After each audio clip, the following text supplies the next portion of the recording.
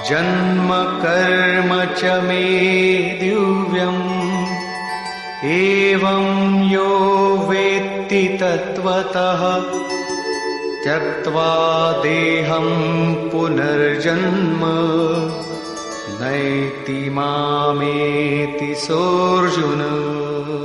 अर्जुन, मेरा वो जन्म अर्थात ग्लानि के साथ स्वरूप की रचना तथा मेरा कर्म अर्थात दुष्कृतियों के कारणों का विनाश, साध्य वस्तु को दिलाने वाली क्षमताओं का निर्दोष संचार, धर्म की स्थिरता, ये कर्म और जन्म दिव्य अर्थात अलौकिक है, लौकिक नहीं है।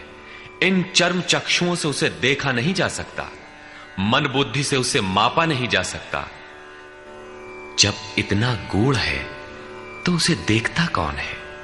केवल यो वेत्ति तत्वतः, केवल तत्वदर्शी ही मेरे इस जन्म और कर्म को देखता है और मेरा साक्षात करके वो पुनर्जन्म को नहीं प्राप्त होता बल्कि मुझे प्राप्त होता है।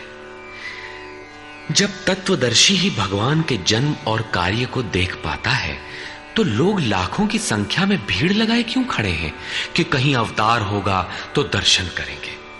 क्या आप तत्वदर्शी हैं? महात्मा वेश में आज भी विविध तरीके से, मुख्यतः महात्मा वेश की आड़ में बहुत से लोग प्रचार करते फिरते हैं कि वे अवतार हैं, या उनके दलाल प्रचार कर देते हैं।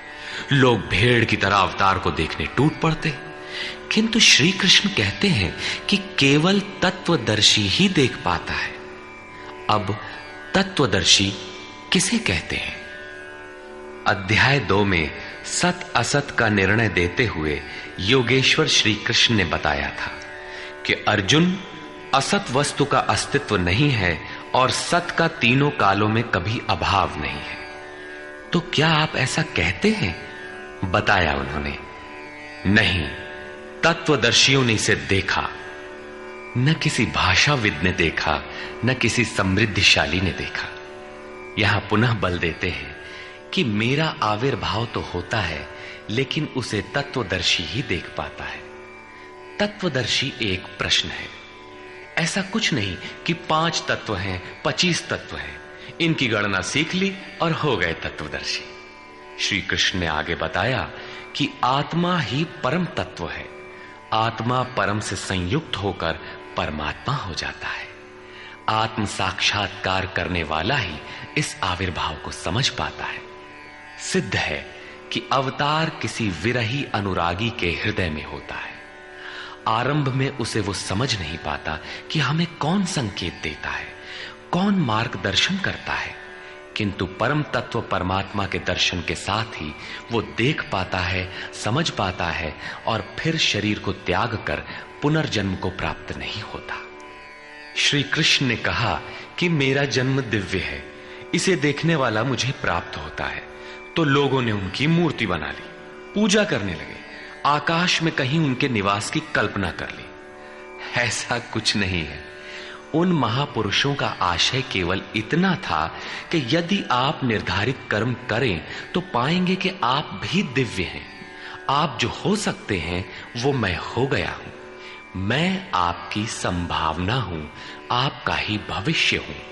अपने भीतर आप जिस दिन ऐसी पूर्णता पा लेंगे तो आप भी वही होंगे जो श्री कृष्ण है। जो श्री कृष्ण का स्वरूप है वही आपका भी हो सकता है। अवतार कहीं बाहर नहीं होता।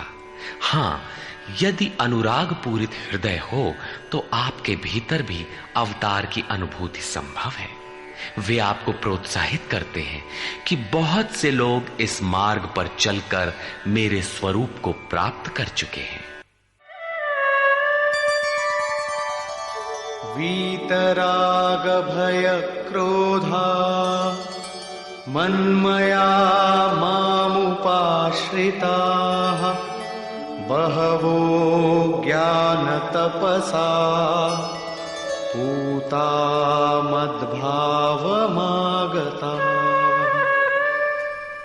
राग और विराग दोनों से परे वीतराग तथा इसी प्रकार भय अभय, क्रोध अक्रोध दोनों से परे अनन्य भाव से अर्थात अहंकार रहित मेरे शरण हुए बहुत से लोग ज्ञान तप से पवित्र होकर मेरे स्वरूप को प्राप्त हो चुके हैं।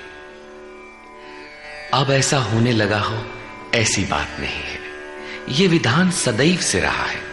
बहुत से पुरुष इसी प्रकार से मेरे स्वरूप को प्राप्त हो चुके हैं। किस प्रकार? जिन जिन का हृदय अधर्म की वृद्धि देखकर परमात्मा के लिए ग्लानि से भर गया, उस स्थिति में मैं अपने स्वरूप को रचता हूं। वे मेरे स्वरूप को प्राप्त होते हैं, जिसे योगेश्वर श्री कृष्ण ने तत्व दर्शन कहा था, उसे ही अब ज्ञान कहते हैं। परम तत्व है परमात्मा, उसे प्रत्यक्ष दर्शन के साथ जानना ज्ञान है। ऐसी जानकारी वाले ज्ञानी मेरे स्वरूप को प्राप्त करते हैं। यहां यह प्रश्न पूरा हो।